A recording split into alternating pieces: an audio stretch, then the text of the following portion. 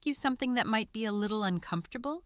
Have you ever walked into a room and immediately, the second you stepped through the door, felt like you had absolutely no business being there?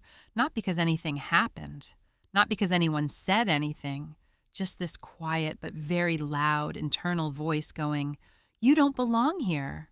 And from the outside, you looked completely fine. You were nodding, you were smiling, maybe you were even talking. But inside, you were doing this frantic thing where you're watching yourself from a distance, hoping nobody looks too closely. That's what fake it till you make it actually feels like when you're living it. Because that's the advice, right? That's what everyone says. Act confident until you feel confident. Stand like a superhero for 2 minutes before your interview. I tried all of it. I did the power poses. I said the affirmations in the mirror. I told myself I was capable, I was ready, I belonged. Every morning, genuinely committed. And I want to be honest with you about how much it helped. Zero.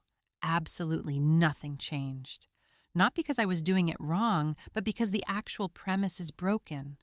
And I didn't figure that out until I found a psychologist named Bandura, who had been studying confidence specifically since 1977, whose research took the entire fake it philosophy apart in about 2 paragraphs. And then I went looking for where this idea came from, and found that the Stoics had basically said the same thing in 50 AD, before psychology was even a word.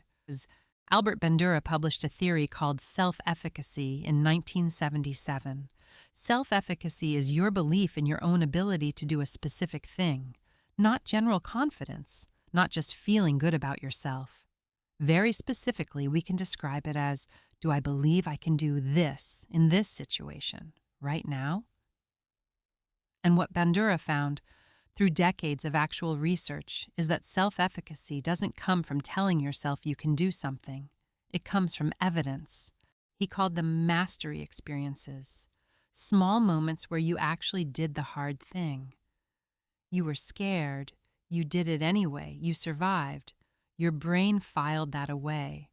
Every time that happens, the evidence stack grows. And the evidence stack is what real confidence is built from. It's not a feeling you generate. It's a record you accumulate. And the reason fake it till you make it doesn't work is that it skips the record entirely. You're performing a feeling you haven't earned yet. And some part of your brain knows that, which is why it feels hollow. I'll link the book written by Albert Bandura on self-efficacy in the description. So I'm sitting with this thinking, okay, this makes sense. Evidence over affirmation. Do the thing first, feel the confidence after. Not faking it, building it. And then I came across Epictetus. And I'll be upfront, he might be the most practical philosopher who ever lived, because, and this is important context, he was a slave. He started life with literally zero control over anything. No freedom, no autonomy, nothing. And from that situation, he built an entire philosophy around the only thing nobody could take from him. His central idea is what we now call the dichotomy of control.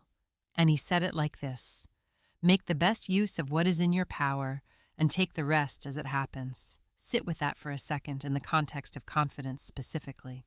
Because your feelings, including how confident you feel, are not in your control. You cannot decide to feel confident. If you could, you would have done it by now. But your actions are completely in your control. So Epictetus wouldn't tell you to fake confidence. He would tell you to stop waiting to feel confident and start acting from your values instead. Because you can control what you do. You cannot control what you feel while doing it. That is not faking it. That is something completely different. And here's what makes this more than just a theory. Marcus Aurelius ran the Roman Empire, which is, by any reasonable measure, the most high-stakes job that has ever existed. And every morning he wrote in his private journal, not for anyone else, not to be published, just for himself. And what he wrote over and over wasn't, "I am powerful." It wasn't, "I am confident." It wasn't any kind of affirmation. He wrote things like, "Confine yourself to the present. Do what's in front of you, not the version of yourself who feels ready, not tomorrow, right now."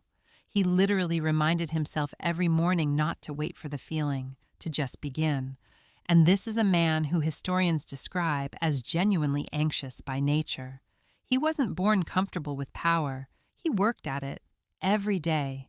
He built the evidence record in exactly the way Bandura described, 1,700 years before Bandura was born. The Stoics didn't fake confidence. They acted correctly and let confidence grow out of the pattern of doing so. So here's what I've landed on. And I want to say it as plainly as I can. Confidence is not a feeling you're waiting to arrive. It's not something some people were born with that you weren't. It's not something you can affirmation yourself into. It's what happens after. After you did the presentation with shaking hands, after you sent the email when you weren't sure, after you showed up to the room when everything in you said you didn't belong there. Bandura called it your mastery, experience record. Epictetus called it living according to your character. Marcus Aurelius called it just doing your duty. They're all pointing at the same thing.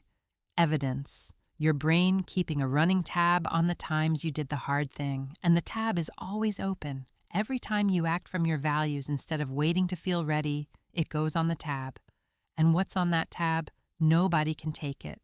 It's yours. I've stopped trying to generate the feeling of confidence because that never worked, and I wasted years on it. Instead, I ask, what's actually in my control right now? What can I do? And then I do that. Scared or not, feeling ready or not, and every time I do, it goes on the tab. The Stoics knew this. Bandura spent a career proving it, and it is genuinely, quietly different from every piece of advice about confidence you have ever been given. You don't need to feel ready. You just need to start. If this landed, drop a comment. What's one thing that helps boost your confidence? If this video gave you the idea, I built the practice. It's called the 30-Day Confidence Challenge. One action per day for 30 days. Link in the description. Stop faking it.